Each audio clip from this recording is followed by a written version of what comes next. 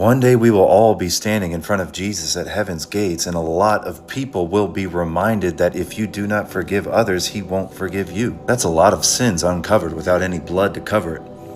Well, let's read this message because this is imperative. If you feel led to, please share to spread the gospel. The message today is God's measure for forgiveness.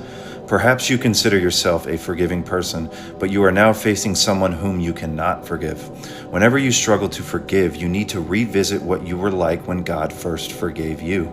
Ephesians 2 indicates that you were a foreigner and a child of wrath, yet God forgave your most grievous sin and rebellion against him.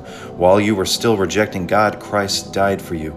This being so, how can you refuse to forgive those who sin against you when Jesus literally said on the cross, "Father, forgive them"? Forgiveness is not a spiritual gift, a skill, or an inherited trait.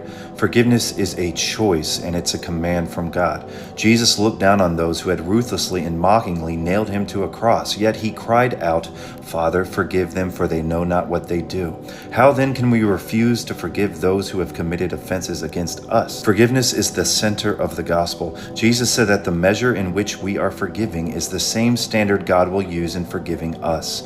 God's ways are very different from ours. God's forgiveness is not based on standards that we determine, but on the standards he established in his word.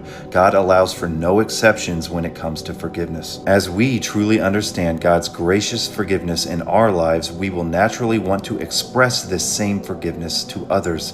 Before you ask God for his forgiveness, take a moment to examine the condition of your relationships. Would you want God to forgive you in the same way that you are presently forgiving others? That was convicting. Don't lie. It was. Guys, we have made it such a habit not to forgive others. In our heart, we must live like Christ. He will give us the habit of loving others. Comment what you thought. Share to somebody else.